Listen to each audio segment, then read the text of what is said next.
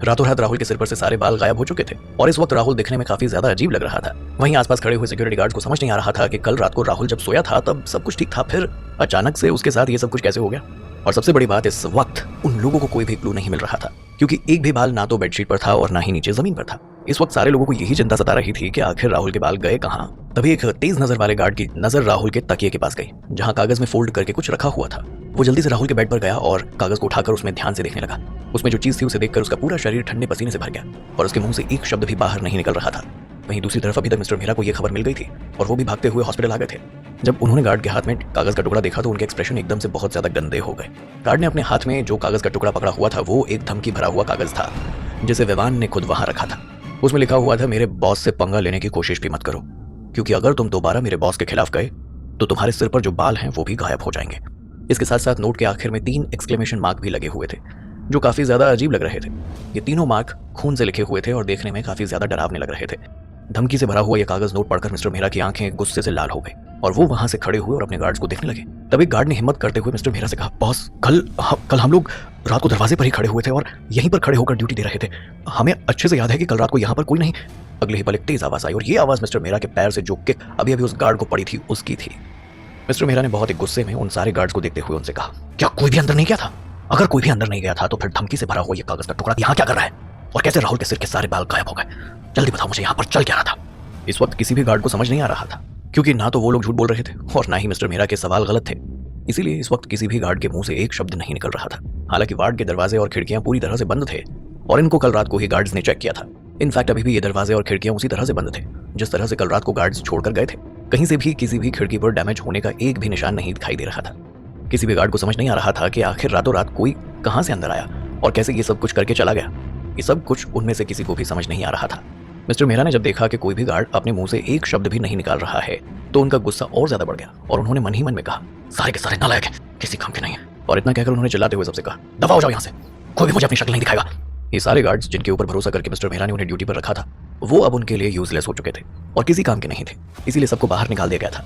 इस वक्त राहुल बहुत ज्यादा डरा हुआ था। उसे डर के मारे पसीना आने लगा। उसने डरते हुए अपने पापा से कहा, पापा अब हम लोगों को क्या करना चाहिए? ये सब कुछ तो बहुत ज्यादा डेंजरस होता जा रहा है, मैं यहाँ पर और ज्यादा नहीं रुक सकता हूँ। राहुल ने अपने मन में सोचा कि उसकी अच्छी किस्मत थी जो कल रात सिर्फ उसके बाल उसके सिर से अलग हुए थे। अगर कार्तिक के लोगों ने उसका सिर उसके धड़ से अलग कर दिया होता तो वो कैसे जीता भी या नहीं, और आज सुबह का सूरज देख पाता भी या नहीं। शायद बहुत पहले ही वो इसी हॉस्पिटल की मोर्चरी में कहीं पड़ा होता। जितना ज्यादा राहुल सोच रहा था उतना ज्यादा उसका डर बढ़ता जा रहा था। अब उसकी 1 मिनट भी इस वार्ड में रुकने की हिम्मत नहीं हो रही थी। मिस्टर मेहरा को भी लग रहा था कि शायद अब राहुल का यहाँ रुकना बिल्कुल सेफ नहीं होगा। यहाँ तक कि उसकी सबसे ज्यादा टाइट सिक्योरिटी को भी कार्तिक के लोग तोड़कर अंदर आ चुके थे और उसके बेटे का ये हाल कर दिया था। तो हो सकता है कि यहाँ की सिक्योरिटी में बहुत ज्यादा लूप होल्स हों। कल को उसके बेटे के साथ कुछ और गलत हो जाए।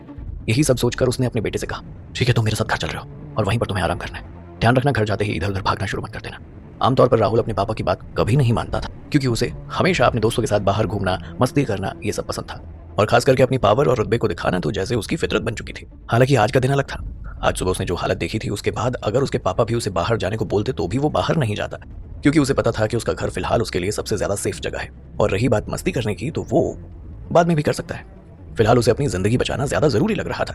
थोड़ी देर बाद डिस्चार्ज होकर राहुल अपने पापा के साथ अपने घर आ गया। यहाँ आने के बाद उसे थोड़ा सा सुकून मिल रहा था, क्योंकि पूरे रास्ते उसका दिल बहुत ज्यादा घबरा रहा था और उसका गला सूखा हुआ था। उसे ऐसा लग रहा था कि कार्तिक के लोग कभी भी उस पर अटैक कर देंगे, इसीलिए उसने पूरे रास्ते अपने मुंह से एक शब्द तक नहीं निकाला। आज पहली बार उसे अपने घर पहुंचने की सबसे ज्यादा जल्दी थी। घर आने के बाद राहुल ने अपने पापा से पूछा, पापा मेरे साथ वो सब कुछ किसने किया? क्या वो कार्तिक था? राहुल की बात सुनकर मिस्टर मेहरा ने हंसते हुए कहा, तुम्हें क्या लगता है कौन हो सकता है उसके अलावा? वाकई में बहुत काबिल है वो, पर मैं भी देखता हूँ कि वो कितने टाइम तक अपनी ये काबिलियत मुझे दिखाता है। राहुल को तो कोई आइडिया नहीं था कि पिछले कुछ दिनों में जब वो हॉस्पिटल में एडमिट था तो उस दौरान क्या कुछ हो गया था, और ना ही उसे ये पता था कि उसके पापा कार्तिक को सबक सिखाने के लिए क्या कर रहे थे।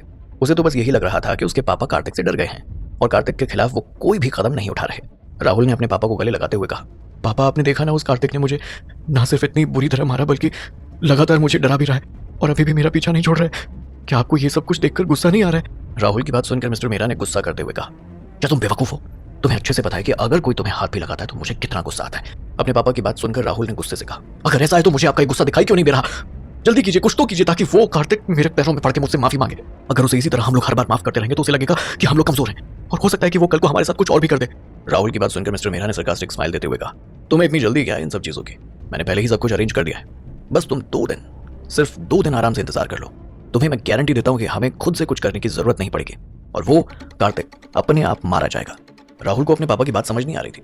उसने थोड़ा हैरान होते हुए उनसे पूछा, आप कहना क्या चाहते हैं पापा? अगर हम ये सब कुछ नहीं करेंगे तो क्या कोई और हमारी कार्तिक से बदला लेने में मदद करने वाला है? राहुल जब हॉस्पिटल में एडमिट था तब मिस्टर मेहरा ने उसे अपनी प्लानिंग के बारे में कुछ नहीं बताया था। हालांकि अब जब उन्होंने देखा कि राहुल कार्तिक की वजह से थोड़ा डरा हुआ है, उन्होंने उसे शांत करते हुए वो सब कुछ बता दिया जो अभी तक उन्हें पता चला था। जैसे जैसे राहुल अपने पापा की बात सुन रहा था वैसे वैसे उसका मुंह हैरानी से खुलता जा रहा था। राहुल को तो अपने कानों पर विश्वास नहीं हो रहा था। उसने बहुत ही ज्यादा सरप्राइज होते हुए पापा से पूछा, ओ माय गॉड, जापान से आई हुई वो 17 इयर्स की लड़की क्या सच में वहां की प्रिंसेस है? क्या मैंने सच में जापान की प्रिंसेस को ऑलमोस्ट अपने फन का शिकार बना लिया था? इस वक्त राहुल खुद से सवाल भी कर रहा था और हैरान भी हो रहा था। ये सारी बातें सोच सोच कर राहुल को काफी ज्यादा रिग्रेट फील हो रहा था। उसने अपने मन में सोचा कि अगर लास्ट मिनट पर वो कार्तिक वहां पर नहीं आता तो शायद उसकी पूरी जिंदगी खराब हो चुकी होती, क्योंकि भले ही राहुल मेरा परिवार का बेटा था और उसे इतनी आजादी या हिम्मत नहीं मिली थी कि वो जापान देश के कंट्रोलर की होने वाली पत्नी और जापान की रॉयल फैमिली की प्रिंसेस के साथ कुछ भी कर सके। राहुल ये सब कुछ सोच ही रहा था तभी मिस्टर मेहरा ने गुस्से से उससे कहा, तुम्हारी किस्मत अच्छी थी, तुम उस दिन कोको के साथ वो सब कुछ करने में सक्सेसफुल नहीं हुए, वरना अभी तक हम सब लोग परलोक सुधार चुके होते। अपने पापा की बात सुनकर राहुल ने अपने सिर को हाथ लगाकर देखा जहां अभी एक भी बाल नहीं बचा था और मुस्कुराते हुए अपने पापा को बोला, आप सही कह रहे हैं पापा, वरना जापान का वो कंट्रोलर रोहन कपूर मुझे तब तक मारता जब तक मैं मर नहीं जाता। मैं ना सही पर रोहन कपूर के हाथ अब जल्दी कार्तिक मरने वाला है। मैं बस उस दिन का बेसब्री से इंतजार कर रहा हूँ जब मैं खुद की आंखों से कार्तिक को मरते हुए देखूंगा। राहुल की बात सुनकर मिस्टर मेहरा एक गहरी सोच में चले गए और उसके बाद उनके दिमाग में काफी खतरनाक आइडिया आया और फिर उन्होंने राहुल से कहा, जापान की रॉयल फैमिली और कपूर परिवार ने अभी तक इस मामले को पब्लिक नहीं किया है। मुझे डर है कि कहीं ये बात पब्लिक ना हो जाए, क्योंकि अगर ऐसा हुआ तो उन सब की इज्जत मिट्टी में मिल जाएगी और कहीं ना कहीं इसका इफेक्ट हमारे बिजनेस पर भी पड़ेगा। पर मैं इतना नुकसान नहीं उठा सकता। अगर हम धीरे धीरे चुपचाप ये खबर पूरी दुनिया में फैला दें कि जापान की रॉयल प्रिंसेस इंडिया में किसी लड़के के साथ रह रही है और अपनी शादी से भाग चुकी है, तो हो सकता है कि ये खबर मिलने के बाद रोहन कपूर का गुस्सा 7वें आसमान पर चला जाए और उसके बाद वो उस कार्तिक के इतने टुकड़े करेगा कि तुम और मैं सोच भी नहीं पाएंगे। इतना कहकर मिस्टर मेहरा जोर जोर से हंसने लगे। वहीं दूसरी तरफ जब राहुल ने अपने पापा की बात सुनी तो एक बार तो उसे थोड़ा अजीब लगा कि इतनी बड़ी बात को पूरी दुनिया में फैलाना बहुत ज्यादा मुश्किल है, पर जब उसने थोड़ा गहराई से सोचा उसे भी इस बात में दम लगा और वो भी अपने पापा का आइडिया सुनकर काफी ज्यादा खुश हो गया। आपको क्या लगता है, क्या होगा जब पूरी दुनिया को पता चलेगा कि जापान की प्रिंसेस अपनी ही शादी से भाग कर आ गई? क्या रोहन कपूर इस बेइज्जती को सहन कर पाएगा? और अपने प्लान के बारे में राहुल को बताने के बाद मिस्टर मेहरा कुछ सोचकर उससे कहते हैं, तुम स्मार्ट हो, तुम इस बारे में कुछ सोचते क्यों नहीं? इस वक्त जिन आउटसाइडर को इस मामले के बारे में पता है वो सिर्फ हम लोग हैं। अगर ये न्यूज लीक होती है तो वो रोहन कपूर उस कार्तिक मित्तल को तो बाद में दिखेगा, पर पहले उससे वो हमारी जान ले लेगा। आई बात समझ में तुम्हारे? इसीलिए मैंने जो बात कही थी वो सिर्फ एक मजाक था, इसलिए तुम तुरंत उसे भूल जाओ। अपने पापा की बात सुनकर राहुल, जो अभी तक ठंडे पसीने में भीग चुका था, वो जल्दी से अपना सिर हिलाते हुए बोला, जी जी पापा, मैं समझ गया। राहुल सोचने लगा कि अगर वो गलती से भी अपने पापा के इस मजाक को सीरियस ले जाता तो अभी तक उसकी जान पर बना थी। उसे तो अभी तक इस बात की हैरानी हो रही थी कि उसके पापा कभी मजाक भी कर सकते हैं। अपने बेटे को एक अच्छा लेसन सिखाने के बाद मिस्टर मेहरा अपनी ठोड़ी को रब करने लगे और फिर उन्होंने राहुल से कहा, मुझे लगता है कि तुम्हें रोहन कपूर को और ज्यादा मदद करनी पड़ेगी ताकि वो जल्दी से जल्दी कार्तिक के खिलाफ कोई स्ट्रिक्ट एक्शन ले सके, और ऐसा करने के लिए हमें उसे इन्फॉर्मेशन प्रोवाइड करवानी होगी। अपने पापा की बात सुनकर राहुल हंसते हुए बोला, आप सही कह रहे हैं पापा, मैं जल्दी से जल्दी कार्तिक को बर्बाद होते देखना चाहता हूँ। वहीं दूसरी तरफ जापान में इस वक्त रोहन कपूर अपने आलीशान मैनर में अकेले ड्रिंक पी रहा था। जब से उसे पता चला था कि उसकी मंगेतर किसी और लड़के के साथ भाग गई है और यहाँ तक कि उस लड़के के साथ एक ही घर में रह रही है, तो ये सोच सोच कर उसकी हालत खराब हो रही थी। इस वक्त रोहन को ऐसा लग रहा था कि उसके आसपास रहने वाले जितने भी लोग हैं वो सब उससे सिंपैथी दिखा रहे हैं और उसे बेचारा समझकर उस पर दया दिखाने की कोशिश कर रहे हैं। यही एक ऐसी चीज थी जो रोहन को बिल्कुल पसंद नहीं थी। उसे बिल्कुल पसंद नहीं था कि कोई उसके लिए सिंपैथी दिखाए। रोहन फिलहाल इतना चाहता था कि जिस लड़के के साथ उसकी मंगेतर कोको भागी है वो उस लड़के के टुकड़े टुकड़े करके उसे मार डाले।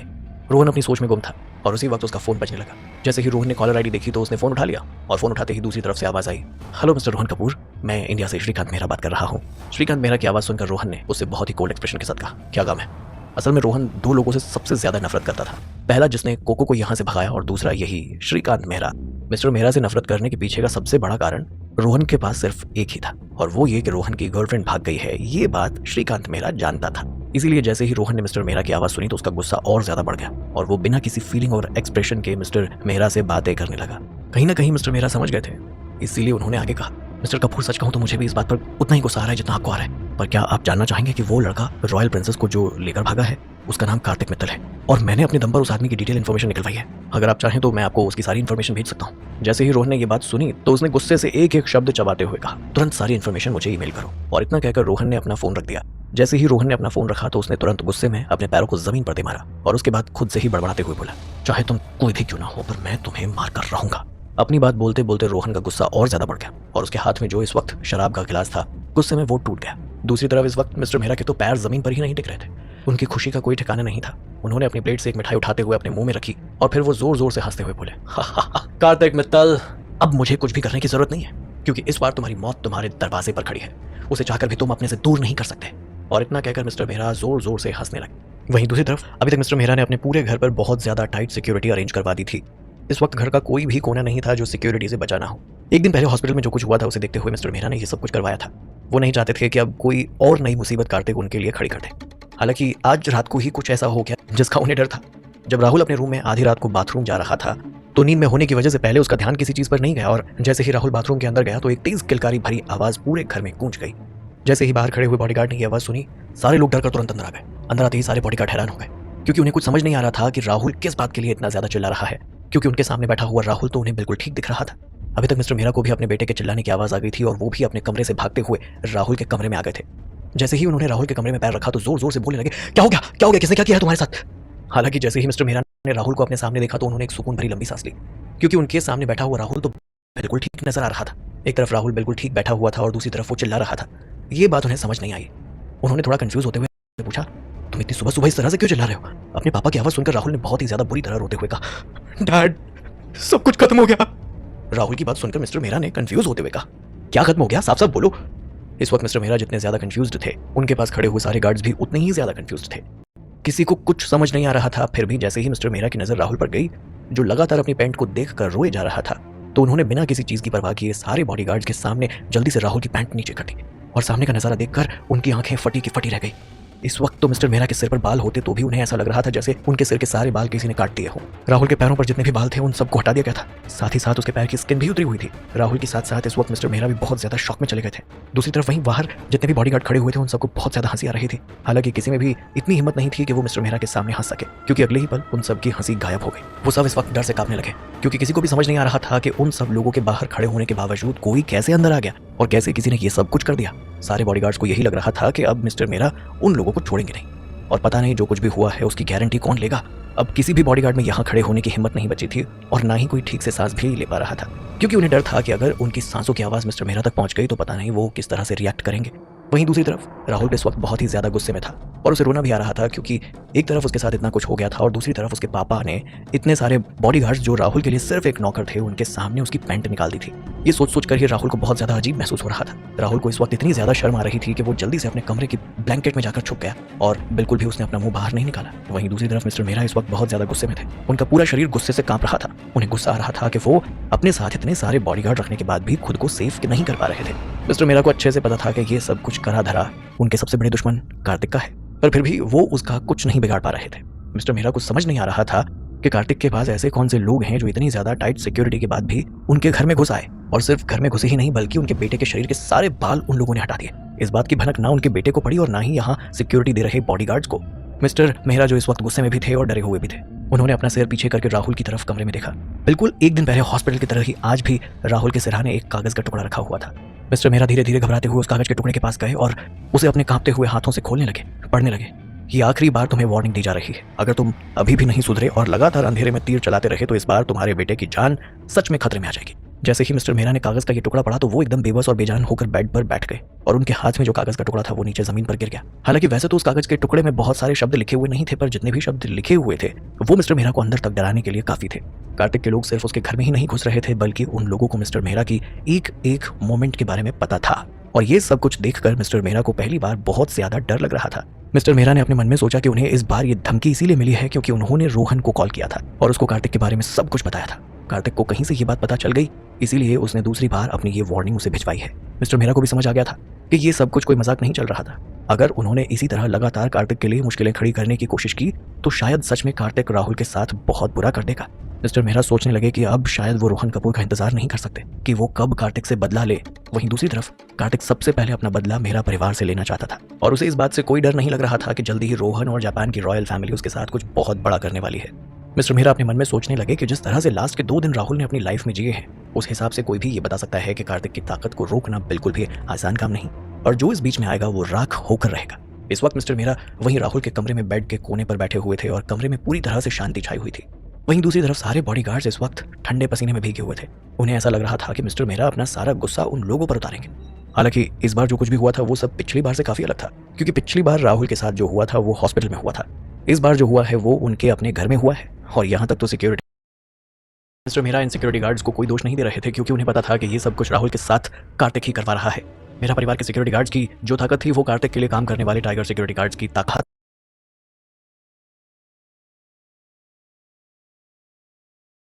से काफी कम थी, और इस बात को मिस्टर मेहरा भी मानने से इनकार नहीं कर सकते थे। इस तरह से इन सारे सिक्योरिटी गार्ड्स के लिए टाइगर सिक्योरिटी गार्ड के सामने रुक पाना बहुत ज्यादा मुश्किल था, और शायद मेरा परिवार के लोगों को सिक्योरिटी देने के लिए ये लोग इतने ज्यादा कैपेबल नहीं थे। वहीं दूसरी तरफ अभी तक राहुल का डर और शर्म थोड़ी कम हो गई थी। उसने जैसे ही अपनी रजाई से अपना मुंह बाहर निकाल कर देखा तो उसके पापा बहुत ज्यादा शांत बैठे हुए हैं और किसी गहरी सोच में खोए हुए हैं। राहुल ने थोड़ा डरते हुए बहुत ही धीमी आवाज में अपने पापा से कहा, पापा अब हम लोग क्या करेंगे? कैसा रहेगा कि हम कहीं और जाकर कुछ दिन के लिए छुप जाएं? तो इस वक्त राहुल बहुत ज्यादा घबराया हुआ था। उसे रह रहकर अपनी गलती का एहसास हो रहा था। उसने मन में सोचा कि उसने क्या सोचकर कार्तिक के दोस्त को हाथ लगाने की कोशिश की थी। क्या उस वक्त उसका दिमाग पूरी तरह से खराब हो चुका था जो उसने ये सब कुछ किया? और क्यों उसने कार्तिक से पंगा लेने की कोशिश की? इस वक्त तो राहुल को ऐसा लग रहा था जैसे उसने खुद को अपने आप में इतनी बड़ी मुसीबत में फंसा लिया हो। मिस्टर मेहरा जो काफी देर से चुपचाप बैठे हुए थे, उन्होंने एक नजर आसमान में ऊपर की तरफ देखा और उसके बाद एक लंबी गहरी सांस छोड़ते हुए राहुल से कहा, भूल जाओ कि हम कहीं और शिफ्ट होंगे। अब इस मामले को इसी वक्त खत्म करना होगा। जल्दी ही जापान की रॉयल फैमिली और रोहन कपूर के लोग कार्तिक पर हमला करने वाले हैं, इसीलिए अब हम बीच में रहकर किसी भी तरह का कोई तमाशा नहीं बनेंगे। सबसे बड़ी बात, जिस हिसाब से ये सारा खेल खेला जा रहा था उस हिसाब से मिस्टर मेहरा ने पहले ही अंदाजा लगा लिया था कि पूरे तमाशे से उन्हें कोई खास ज्यादा फायदा नहीं होने वाला, और अब इसी वक्त से चाहे जो हो जाए पर मिस्टर मेहरा किसी भी कीमत पर मित्तल परिवार और कपूर खानदान के बीच में लड़ाई में नहीं आएंगे और ना ही अपने आप को इन्वॉल्व होने देंगे। अगले ही पल मिस्टर मेहरा ने अपना हाथ दिखाकर वहां खड़े हुए बॉडीगार्ड्स को इशारा करके कहा, डिस्पर्स। जैसे ही वहां खड़े हुए बॉडीगार्ड्स ने मिस्टर मेहरा के चेहरे को देखा तो वो लोग समझ गए कि मिस्टर मेहरा इस बात का दोष उनमें से किसी को भी नहीं देंगे। ये बात सुनकर उन सबके चेहरे पर एक सुकून आ गया और उन लोगों ने सुकून से एक लंबी गहरी सांस ली और अगले ही पल वहां से सारे लोग हवा की रफ्तार से गायब हो गए। इसी वक्त मिस्टर मेहरा का फोन बजने लगा। जैसे ही उन्होंने कॉलर आईडी देखी तो ये कोई अननोन नंबर था। अपने पास अननोन नंबर आते हुए देखकर एक बार के लिए तो मिस्टर मेहरा बहुत ज्यादा घबरा गए, पर फिर उन्होंने थोड़ी हिम्मत करते हुए फोन उठाया। फोन उठाते ही दूसरी तरफ से आवाज आई, हेलो मिस्टर मेहरा, कैसा लग रहा है अपने बेटे के साथ सब कुछ होता हुआ देखकर? जैसे ही मिस्टर मेहरा ने ये आवाज सुनी तो तुरंत सवाल करते हुए कहा, कौन बोल रहा है? कार्तिक, क्या चाहते हो तुम मुझसे? सवाल सुनते ही फोन की दूसरी तरफ से जवाब आया, मैं बॉस नहीं, उनका बॉडीगार्ड बात कर रहा हूँ, और तुम्हारी इतनी औकात भी नहीं है कि तुम द कार्तिक मित्तल से बात कर सको। इस वक्त फोन की दूसरी तरफ इवान बात कर रहा था, जिसके चेहरे पर एक सरकास्टिक स्माइल थी। जैसे ही मिस्टर मेहरा को पता चला कि ये कार्तिक नहीं बल्कि उनका असिस्टेंट है तो उन्होंने थोड़ा कोल्ड एक्सप्रेशन देते हुए कहा, तुम्हें जो बोलना है साफ साफ बोलो। जैसे ही विवान ने मिस्टर मेहरा की बात सुनी तो उसने थोड़ा सख्त लहजे में कहा, अच्छी बात है कि तुम स्ट्रेट फॉरवर्ड इंसान हो। मैंने तुम्हें पहले भी बताया था कि हमारे बॉस कोई आम आदमी नहीं और उनके खिलाफ साजिश करके तुम कभी भी सुकून से नहीं रह पाओगे। इसीलिए मैं तुम्हें आखिरी बार छोटी सी एडवाइस दे रहा हूँ, इन सब मामलों से दूर रहो और अपनी जिंदगी को आराम से जियो। अगर तुम अभी भी नहीं माने और लगातार मेरे बॉस के लिए मुसीबतें खड़ी करते रहे तो कोई भी तुम्हें बचा नहीं पाएगा। Got it? वैसे तो मिस्टर मेहरा का दिल दिमाग पूरी तरह से गुस्से से भरा हुआ था, पर फिर भी उनकी हिम्मत नहीं हो पा रही थी कि वो कार्तिक के असिस्टेंट के सामने कुछ भी कह सके। इसलिए उन्होंने अपना सिर नीचे किया और फोन पर विवान से कहा, मैं समझ गया, मैं तुमसे वादा करता हूँ कि आज के बाद मैं मिस्टर मित्तल के लिए किसी भी तरह की कोई परेशानी खड़ी नहीं करूंगा। जैसे ही विवान ने मिस्टर मेहरा की बात सुनी तो उसने तुरंत उनसे कहा, अच्छा है तुम टाइम रहते समझ गए। एक बात और, तुम ये मत समझना कि तुम्हारे पास जापान के उन 2 रॉयल परिवारों का सपोर्ट है तो तुम हमारे बॉस के साथ जो चाहो वो कर सकते हो, क्योंकि मैं तुम्हें बता दूं कि अगर वो दोनों परिवार मिल भी जाए तो भी हमारे बॉस के सामने कुछ नहीं है। और इतना कहकर विवान ने झटके से फोन काट दिया। दूसरी तरफ अभी अपने हाथ में फोन पकड़े हुए मिस्टर मेहरा अपने बेड पर बैठे हुए थे और इस वक्त उनके हाथ बहुत ज्यादा कांप रहे थे। मिस्टर मेहरा को इस वक्त रह रहकर गुस्सा भी आ रहा था, पर वो जानते थे कि उनके गुस्से का कोई मतलब नहीं है, क्योंकि उन्हें ये बात माननी पड़ रही थी कि कार्तिक का लिया हुआ हर एक स्टेप उन्हें डरा रहा था और अब उनमें हिम्मत नहीं थी कि वो कार्तिक के खिलाफ एक कदम भी उठा सके। वहीं दूसरी तरफ जैसे ही विवान ने कार्तिक का दिया हुआ मिशन पूरा किया तो वो वापस अपना काम खत्म करके हिम आइलैंड लौट आया ताकि कार्तिक को रिपोर्ट कर सके। यहाँ आते ही कार्तिक से उसने कहा, बॉस मामला निपट चुका है। मेरा परिवार के छोटे से लेकर बड़े आदमी तक हर कोई मेरे किए हुए काम के बाद अब बहुत ज्यादा डर चुका है और किसी में भी इतनी हिम्मत नहीं कि वो अब आपके खिलाफ जा सके। विवान की बात सुनकर कार्तिक ने हाँ में अपना सिर हिलाते हुए कहा, मेरा परिवार से डील करना बड़ी बात नहीं थी, अब हम लोगों को उस सिचुएशन पर फोकस करना है जो जापान से लगातार हमारी तरफ बढ़ रही है। जैसा कि पहले भी बताया था कि कोको के मामले में कार्तिक के पास फिलहाल कोई चॉइस नहीं थी, क्योंकि अब इस वक्त वो सिर्फ जापान से आने वाले दुश्मनों का इंतजार कर रहा था और इस बात का इंतजार कर सकता था कि वो लोग क्या कदम उठाएंगे। वहीं दूसरी तरफ जापान में जापान के इंपीरियल प्लेस में वहाँ की चीफ मैनेजर जल्दी जल्दी भागते हुए घर के अंदर आए। उन्हें पहले ही इस बात की कंफर्मेशन मिल चुकी थी कि प्रिंसेस कोयल इस वक्त हाइजो शहर में है और इसी बात को बताने के लिए मैनेजर यहाँ पर आया था। मैनेजर ने अपने सामने खड़े हुए इंसान को देखते हुए कहा, बॉस ये बात कंफर्म हो चुकी है, मेरा परिवार ने हमें जो इन्फॉर्मेशन दी थी वो बिल्कुल सही थी। हाइजो में इस वक्त प्रिंसेस कोयल ही रह रही है। सामने खड़ा हुआ इंसान कोई और नहीं बल्कि जापान का राजा था। उसने थोड़ी सख्त आवाज में अपने सामने खड़े हुए मैनेजर से पूछा, जब आपको पता चल चुका है कि प्रिंसेस कहाँ है तो आप उसे अपने साथ वापस क्यों नहीं लेकर आए? इस वक्त जापान के राजा बहुत ज्यादा सख्त नजर आ रहे थे। हालांकि जब से उनका शासन हटा था और वो एक नाम के राजा रह गए थे तब से ये हर वक्त बस अपनी पोजीशन को वापस पाने में ही लगे रहते थे। राजा की बात सुनकर ओल्ड हाउस कीपर मैनेजर थोड़ा सा परेशान होते हुए बोला, बॉस प्रिंसेस कोको इस वक्त उस शहर में कार्तिक नाम के एक लड़के के साथ रह रही है। ये मैनेजर वही था जो कुछ टाइम पहले कोको को स्कूल के बाहर नजर आया था। जैसे ही राजा ने मैनेजर की बात सुनी तो उसने बीच में ही गुस्सा करते हुए कहा, what? This is ridiculous. Japan की राजकुमारी ना सिर्फ यहाँ से अपनी शादी से भाग कर गई, बल्कि इस वक्त वो बेशर्म की तरह किसी गैर मर्द के साथ रह रही है। उसने हमारे सारे राजशाही नियमों का उल्लंघन किया है। इस वक्त राजा की बात सुनकर मैनेजर के चेहरे पर काफी अजीब से एक्सप्रेशन थे, क्योंकि उसे समझ नहीं आ रहा था कि वो क्या कहे, पर उसे इन सब मामलों में कुछ भी कहने की इजाजत नहीं थी। पुराने जमाने से ही रॉयल फैमिली की राजकुमारियों को अपनी शादी के डिसीजन लेने की कोई आजादी नहीं रही थी। रूल्स के अकॉर्डिंग कपूर खानदान का बेटा रोहन किसी भी तरह से गलत नहीं था। उसमें रॉयल परिवार की प्रिंसेस से शादी करने के सारे गुण थे और सारी एबिलिटी थी। रही बात कोको की मर्जी की, तो वो ना पहले पूछी जाती थी और ना बाद में, पर कोको को किसी भी हाल में रोहन से शादी नहीं करनी थी। जब उसने देखा कि अब किसी भी हाल में उसकी शादी नहीं रुक सकती है, तो वो चुपचाप से अपने घर से भाग गई। और ऐसा जापान की पूरी हिस्ट्री में पहली बार हो रहा था। जितना ज्यादा जापान के राजा इस वक्त अपनी बेटी की हुई हरकत के बारे में सोच रहे थे, उतना ज्यादा उनका गुस्सा बढ़ता जा रहा था। उन्हें इस बात की काफी ज्यादा हैरानी हो रही थी कि इतने बड़े देश की राजकुमारी एक आम लड़के के साथ भाग गई और साथ ही साथ अपनी शादी से भी भागकर चली गई। ये कोई छोटी बात नहीं थी। इस वक्त राजा को इसी बात का डर लग रहा था कि अगर ये मामला बाहर आ गया और लोगों को पता चल गया तो पूरी दुनिया उन पर हंसेगी, क्योंकि एक तो पहले ही रॉयल फैमिली इस वक्त दरकिनार होकर खड़ी थी। ऊपर से अगर ये बात बाहर निकल गई तो जापान के राजा की सारी इज्जत मिट्टी में मिल जाएगी, और साथ ही साथ हो सकता है कि उनकी इस पोजीशन को भी जो सिर्फ नाम के लिए रह गई थी उसे भी छीन लिया जाए। ये सोच कर ही राजा का दिमाग पूरी तरह से खराब हो गया। उन्होंने लगभग तेज चिल्लाते हुए कहा, क्या प्रिंसेस कोयल वापस आने से मना कर रही है? जैसे ही मैनेजर ने राजा का सवाल सुना तो वो एकदम से परेशान होते हुए बोला, बॉस, मैंने सिर्फ राजकुमारी को वहां पर देखा था, लेकिन मैं उनसे कोई बात नहीं कर पाया। मैनेजर की बात सुनकर राजा ने गुस्से से कहा, तो अभी और इसी वक्त जाओ और उसे वापस ढूंढो और अपने साथ लेकर आओ, और साथ ही साथ हमारे राज्य की सीक्रेट सर्विस को भी तुम इस्तेमाल ले सकते हो। अगर वो यहाँ आने से मना कर दिया है तो उसे जबरदस्ती बांध कर यहाँ ले आओ। मुझे हर हाल में कोयल यहाँ चाहिए।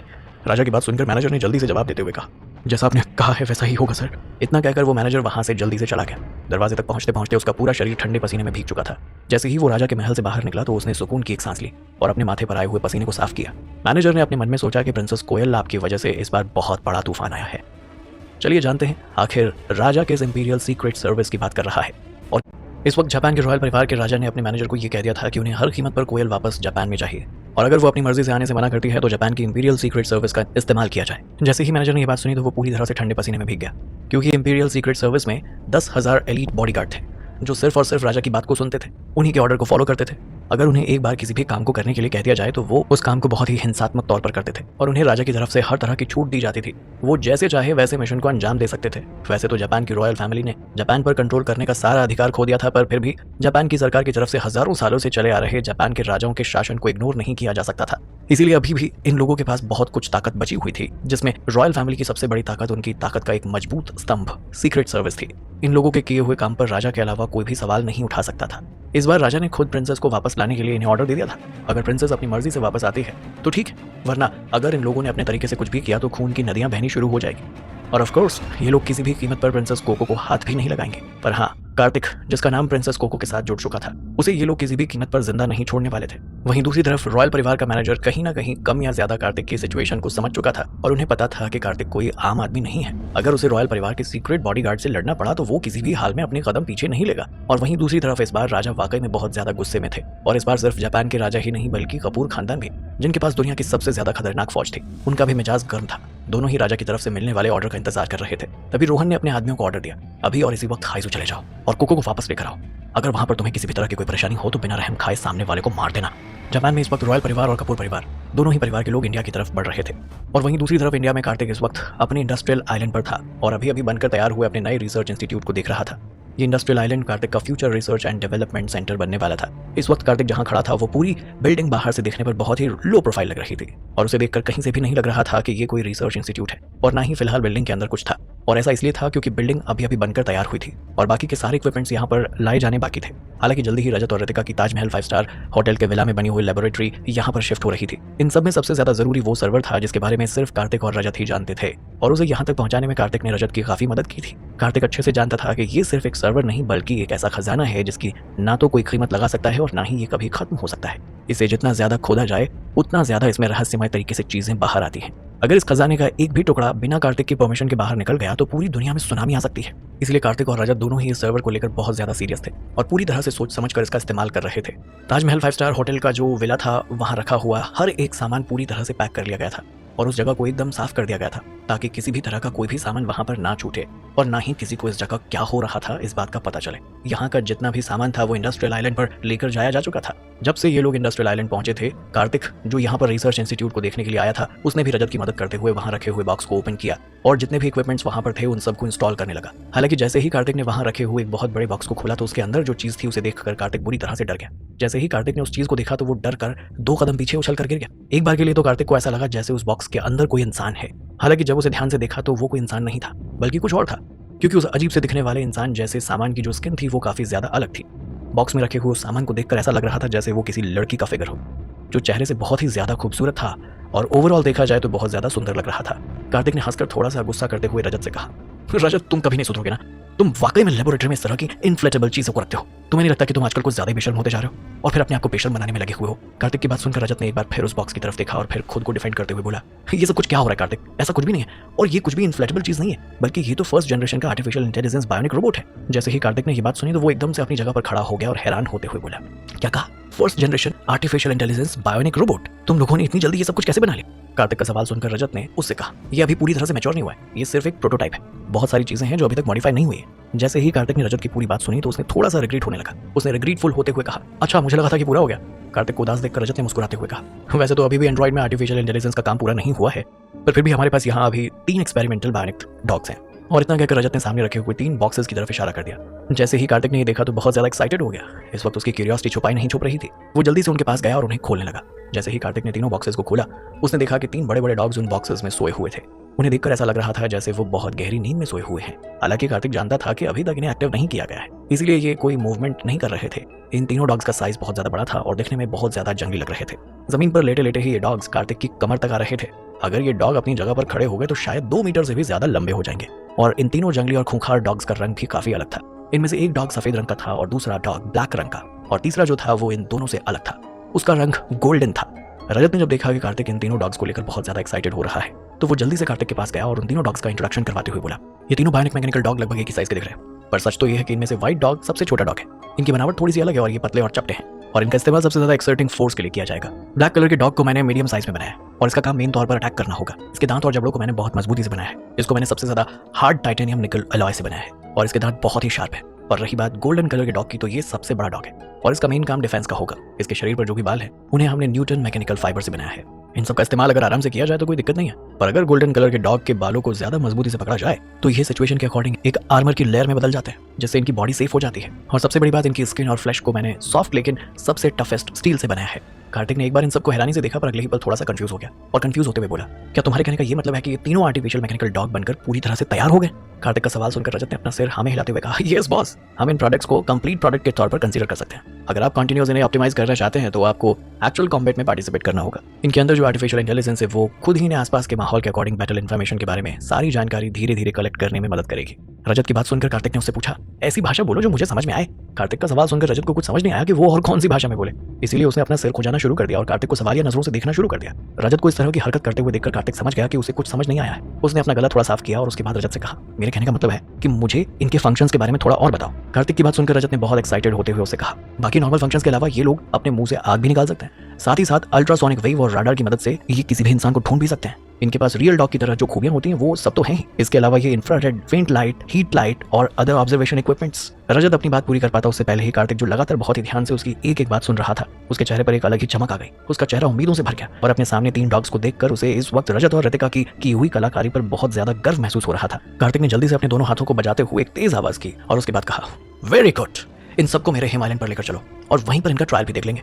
ये लोग वहीं पर मेरे मैनर की पेट्रोलिंग करेंगे। असल में इस वक्त कार्तिक को कोई अंदाजा नहीं था कि जापान की रॉयल फैमिली और कपूर खानदान कोको को यहाँ से ले जाने के लिए किस तरह की ट्रिक प्ले करेंगे। इसलिए वो हर हाल में अपने दुश्मनों को हराना चाहता था और उसके लिए आसपास की जितनी भी सिक्योरिटी थी वो उसे टाइट कर देना चाहता था। सबसे पहले तो उसे ऐसी ताकत की जरूरत थी जो उसके आइलैंड को सेव कर सके। तभी सब कुछ सोचकर कार्तिक ने रजत से पूछा, अच्छा ठीक है, पहले ये बताओ कि क्या ये तीनों बायोनिक मैकेनिकल डॉग फाइटिंग भी कर सकते हैं? कार्तिक का सवाल सुनकर रजत जोर जोर से हंसने लगा और फिर कार्तिक से बोला, ये सवाल पूछने का आपका क्या मतलब है कार्तिक? क्या मैंने इन सबको इतनी मेहनत से सिर्फ डेकोरेशन के लिए बनाया? शायद आपको पता नहीं, पर मैं बता दूं कि ये मैकेनिकल डॉग्स आसानी से एक साथ और एक बार में 7 से 8 टाइगर सिक्योरिटी गार्ड के साथ लड़ाई कर सकते हैं। रजत की बात सुनकर कार्तिक ने बहुत ही हैरान होते हुए पूछा, क्या तुम सच कह रहे हो? कार्तिक को इस वक्त ऐसा लग रहा था कि ये मैकेनिकल स्ट्रक्चर जिनमें आर्टिफिशियल इंटेलिजेंस को इंस्टॉल किया गया है ये उतना ज्यादा फ्लेक्सिबल नहीं है जितना कोई इंसान होता है और ना ही उनकी तरह उतनी अच्छी फाइटिंग कर सकते हैं। क्या लगता है आपको, क्या ये बायोनिक डॉग उतर पाएंगे कार्तिक की उम्मीदों पर खरा? क्योंकि अभी तक उसे अंदाजा नहीं था कि ये बायोनिक रोबोट किस हद तक काम कर सकते हैं। कार्तिक को इतना सवाल पूछते हुए देख रजत ने उससे कहा, आप एक काम कीजिए, कुछ टाइगर सिक्योरिटी गार्ड्स को यहाँ बुला लीजिए और अभी के अभी उनकी फाइटिंग मेरे बनाए हुए इन बायोनिक मैकेनिकल डॉग्स के साथ करवाइए, आपको समझ आ जाएगा। रजत की बात सुनकर कार्तिक ने तुरंत उसे मना करते हुए कहा, भूल जाओ, मैं ऐसा कुछ नहीं करने वाला। अगर इनकी वजह से टाइगर सिक्योरिटी गार्ड्स को कोई नुकसान हो गया तो फिर मैं क्या करूंगा। कार्तिक को फिलहाल इन मैकेनिकल डॉग्स के मुंह में बने हुए उन शाइनी और शार्प दांतों से बहुत डर लग रहा था जो मेटल से बने हुए थे। रजत की बात सुनकर तो वैसे ही कार्तिक को इन डॉग्स से और ज्यादा डर लग रहा था। ये जितने भी डॉग्स थे उन सब के दांत बहुत नुकीले थे, बिल्कुल किसी चाकू की तरह, जिन्हें किसी इंसान की सॉफ्ट स्किन बिल्कुल सहन नहीं कर सकती थी।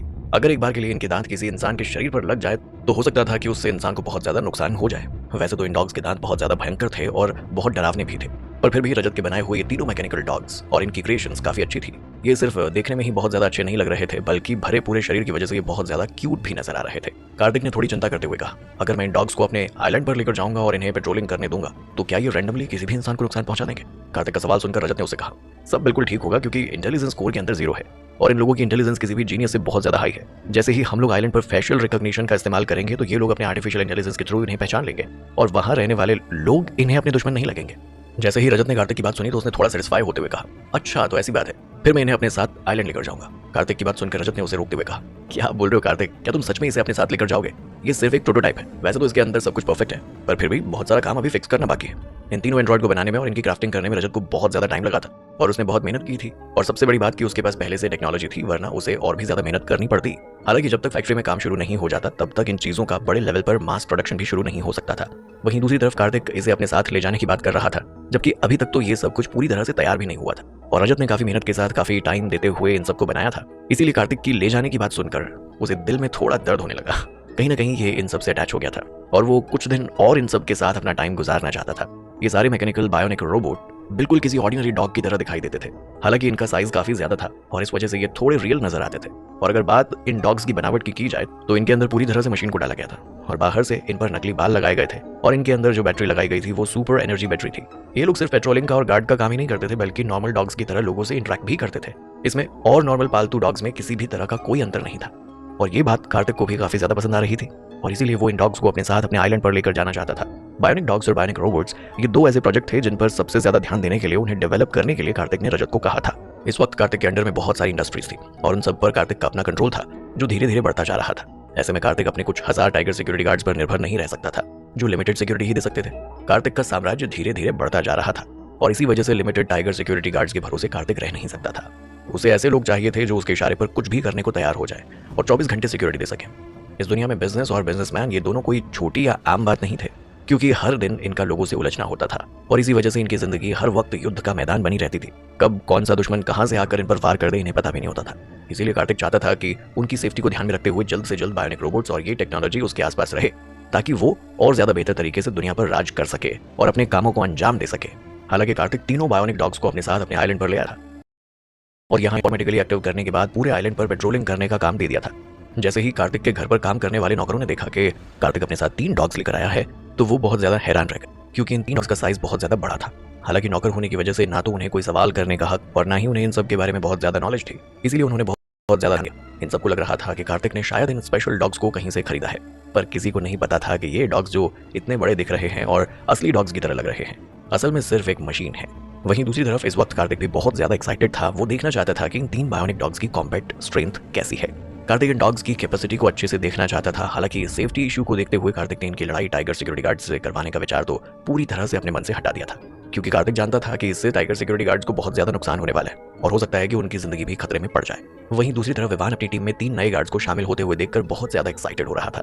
उसे ये सब कुछ देखकर काफी ज्यादा मजा आ रहा था। उसने बिल्कुल उम्मीद नहीं की थी कि उसके बॉस की लैब में इस तरह की साइंस फिक्शन चीज क्रिएट की जा सकती है। इनके बारे में कार्तिक के कुछ खास लोगों को ही पता था, जिनमें मैगी, रजत, ऋतिका और विवान था। कुछ सोचकर विवान ने कार्तिक से कहा, बॉस ये चीज जो आप अपने साथ लेके आए हैं, क्या इन पर विश्वास किया जा सकता है? क्या रजत की बनाई हुई और क्रिएट की हुई टेक्नोलॉजी पर हम लोग विश्वास कर सकते हैं? विवान का सवाल सुनकर कार्तिक ने हंसते हुए उससे कहा, इसमें मुझे कोई प्रॉब्लम नजर नहीं आ रही। असल में देखा जाए तो कार्तिक को खुद इस पर कॉन्फिडेंस नहीं था, क्योंकि ये बहुत ही नई चीज थी और अभी तक इसकी टेस्टिंग भी नहीं की गई थी। शायद उसके ऊपर अभी तक कुछ भी कहना बहुत ज्यादा मुश्किल था कि ये काम करेगा भी कि नहीं। कार्तिक की बात सुनकर विवान ने अपनी आंखें गोल गोल घुमाते हुए कुछ सोचकर कहा, बॉस कैसा रहेगा कि अगर हम लोग रियल डील करें तो? विवान का सवाल सुनकर कार्तिक ने उससे पूछा, किस तरह का मेथड इस्तेमाल किया जाएगा इसमें? कार्तिक का सवाल सुनकर विवान ने एक्सप्लेन करते हुए कहा, हम कुछ बहुत ही खतरनाक जंगली जानवरों का इस्तेमाल करते हैं और इन्हें आपस में एक दूसरे से लड़वाते हैं। फिर हमें पता चल जाएगा कि ये कितने पावरफुल हैं और कितने नहीं। विवान की बात सुनकर कार्तिक ने तुरंत मना करते हुए कहा, नहीं, इससे बहुत ज़्यादा खून खराबा हो जाएगा। अगर हमने इस तरह दोनों तरफ से जानवरों को लड़वाया तो पूरी तरह से ह्यूमैनिटी के खिलाफ हो जाएगा। कार्तिक शुरू से ही इस आइडिया के खिलाफ था। वो नहीं चाहता था कि मशीन और इंसान के बीच में किसी भी तरह की कोई लड़ाई हो। अगर वो दोनों अपने आप को एक दूसरे के खिलाफ कर ले तो मुसीबत बढ़ सकती थी। हाँ, अगर किसी जंगली जानवर के साथ ये लड़ाई करवाई जाती है तो कार्तिक को कोई ज्यादा नुकसान नहीं होगा और ना ही इससे टाइगर सिक्योरिटी गार्ड्स की जान पर कोई आंच आएगी। अगर इन लोगों के बीच में सच में लड़ाई होती है तो पता नहीं मैकेनिकल डॉग्स की फाइटिंग स्टाइल किस तरह की होगी। हो सकता है कि मशीन अपना कंट्रोल खो दे और इसके बीच में कुछ ऐसी लड़ाई हो जाए जो सामने वाले की जान ही ले ले। और फिर ये बात तो तय थी कि इंसान या जानवर की लड़ाई अगर मशीन से करवाई जाएगी तो जानवर और इंसान हारेंगे ही, क्योंकि मशीनों में कोई फीलिंग्स नहीं होती, ना उन्हें दर्द होता है, ना उन्हें खुशी मिलती है। यही सब सोचकर कार्तिक ने तुरंत विवान का दिया हुआ सजेशन रिजेक्ट कर दिया। ये बात कहीं ना कहीं अब खत्म हो गई थी। शाम को जब कोको और टीना अपने स्कूल से वापस आए तब टीना की नजर 3 बहुत ही सुंदर डॉग्स पर गई जो वहीं कार्तिक के मैनर के बाहर बंधे हुए थे, और इन्हें देखकर टीना बहुत ज्यादा खुश हो गई थी। टीना ने ना कुछ खाया और ना ही अपना होमवर्क किया। वो जल्दी से गई और इन तीनों डॉग्स को गले लगा लिया और इनके साथ बहुत खुश होकर खेलने लगी। और रही बात कोको की, तो वो जब खाना खा रही थी उसे देखकर ऐसा लग रहा था जैसे उसके दिमाग में इस वक्त बहुत कुछ चल रहा हो। जब कार्तिक ने उसे इस तरह खोया हुआ देखा तो थोड़ा परेशान होते हुए पूछा, क्या हो गया? क्या तुम अभी भी जापान वाली बात के बारे में सोच रही हो? कार्तिक का सवाल सुनकर कोको ने बिना कुछ बोले अपना सिर नामे हिला दिया। उसकी इस हरकत पर कार्तिक को हंसी आ गई और उसने हंसते हुए कहा, जरूरी नहीं है कि तुम हर एक बात को अपने दिल में ही रखो। अगर तुम चाहो तो मैं तुम्हें तुम्हारे परिवार के पास लेकर जा सकता हूँ और फिर तुम उनके साथ बैठकर आराम से बातें कर लेना। कार्तिक को इस बात से कोई फर्क नहीं पड़ता था कि उसके सामने बैठी हुई लड़की कोई प्रिंसेस है या फिर कुछ और, क्योंकि ये 21st सेंचुरी थी और इसमें राजा महाराजा नहीं बल्कि बिजनेसमैन वाली जिंदगी जी जाती थी। आज के जमाने में डेमोक्रेसी थी जहां सबको अपनी मर्जी से कहीं भी आने जाने और किसी भी तरह से जीने की पूरी आजादी थी। हाँ, वो बात अलग थी कि अभी भी बहुत सारे देश ऐसे हैं जो अपने रिवाजों और परंपराओं से बाहर नहीं निकल पाए थे, पर अब उनकी ताकत और उनका नाम बस सिर्फ नाम के लिए रह गया था, क्योंकि अब वहां पर डेमोक्रेसी ने धीरे धीरे अपनी जगह बना ली थी। इसीलिए कार्तिक चाहता था कि अगर कोको खुद चाहे तो कार्तिक उसे उसके पेरेंट्स के पास लेकर जा सकता था, ताकि वो अपने माँ बाप से अच्छे से बात कर ले और उन्हें अपनी प्रॉब्लम के बारे में बता दे। कार्तिक को यही लगता था कि चाहे कोई रॉयल फैमिली हो या फिर कुछ और, दिखते तो वो इंसानों की तरह ही है, उनके भी वही 2 हाथ 2 पैर होते हैं, इसीलिए उसे किसी से भी डरने की कोई जरूरत नहीं थी। कोको ने जैसे ही कार्तिक की बात सुनी तो वो कुछ पल के लिए इमोशनल हो गई, पर फिर उसने ना में अपना सिर हिलाते हुए कहा, थैंक यू कार्तिक, पर मैं वापस नहीं जाना चाहती। कोको की बात सुनकर कार्तिक ने हंसते हुए उससे कहा, ये तुम्हारी जिंदगी है और तुम अपनी जिंदगी के सारे फैसले खुद ले सकती हो, मुझे इस बात से कोई प्रॉब्लम नहीं। इसी तरह हल्की फुल्की बातें करते हुए खाना खाने के बाद कोको अपने कमरे में चली गई। कोको के चेहरे पर अभी भी काफी अजीब से एक्सप्रेशन थे। उसे देखकर लग रहा था जैसे शायद वो किसी गहरी सोच में है। कोको को इस तरह देखकर मैगी जो कार्तिक के पास ही खड़ी थी उसने कार्तिक से कहा, बॉस, जो लोग जापान से आए थे वो एक बार फिर आज कोको से मिलने की कोशिश कर रहे थे, हालांकि उन्हें हमारे लोगों ने कोको से मिलने से पहले ही रोक दिया था। मैगी की बात सुनकर कार्तिक ने हाँ में अपना सिर हिलाया और कुछ देर सोचने लगा। कार्तिक को समझ आ गया कि शायद इसी वजह से कोको इतना चुपचाप सी बैठी हुई थी। क्या होगा जब कार्तिक की मुलाकात होगी जापान की रॉयल सीक्रेट